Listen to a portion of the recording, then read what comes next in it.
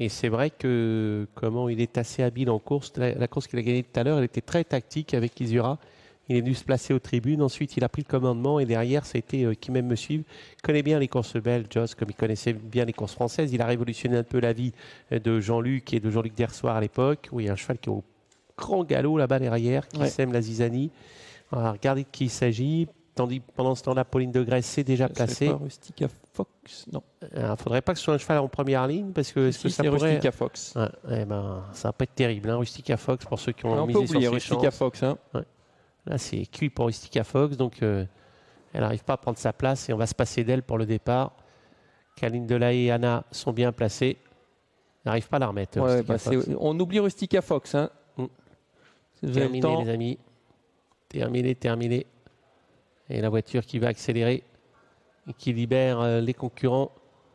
Et regardez le numéro 5 qui fonce, c'est She's Amazing. Et Jozerbeck veut venir aux côtés de Kaline Delahaye et contré par le 3 Horacio Danvin.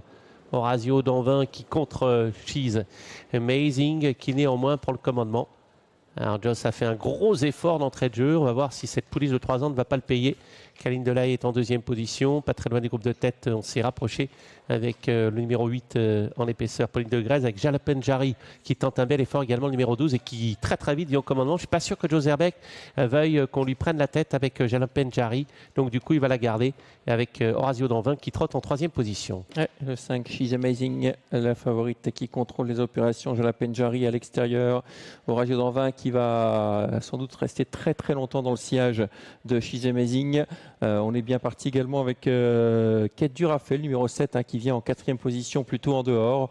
Ensuite, on retrouve sur une troisième ligne l'As Kaline Delahaye avec le 8 Pauline de Grèze. Et puis dans le siège de Pauline de Grèze, eh bien, nous avons la Casa Orange Ingrid de Dufel, le numéro 2. À l'arrière, on retrouve notamment le 14 Roy avec Rafke, le numéro 13. Ouais, Pauline de Grèze est 5-6e. Anna Wiggins a un excellent parcours avec cette casaque blanche, celle de Kaline Delahaye qui se trouve 4-5e le long de la corde. Un passage vers les tribunes, toujours le contrôle pour She's Amazing, la cadette de cette course.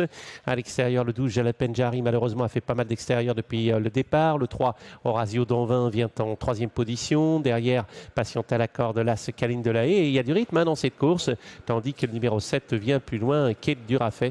Alors que derrière, ça c'est compliqué. On note en 5-6e position néanmoins la présence du numéro 2 qui est Ingrid de Dufel avec des concurrents qui paraissent en difficulté. Pour certains, c'est le cas de Roy à l'arrière-garde. Ouais, Pauline de Grèce qui a également rétrogradé, là, qui était seule en troisième épaisseur et puis qui n'a pas avancé, qui se retrouve parmi les dernières. Ça se passe bien pour She's Amazing qui a toujours l'avantage. Ça commence à être long pour Jalapenjari qui est toujours né au vent dehors. Et pour l'instant, She's Amazing est en train de perdre un petit peu ses rivales parce que Horacio Danvin a du mal à coller.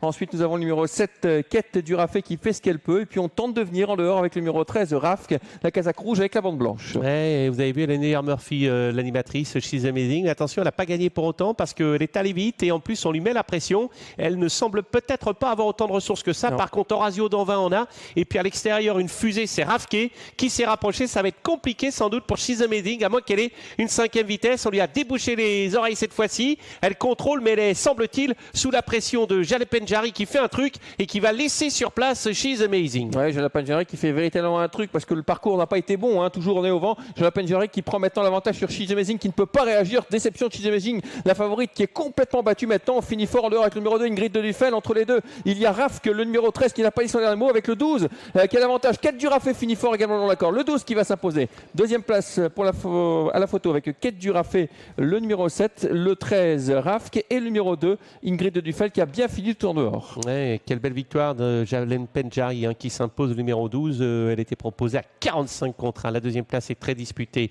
entre le 13 Rafke. Il y avait 400 contre 1 ici.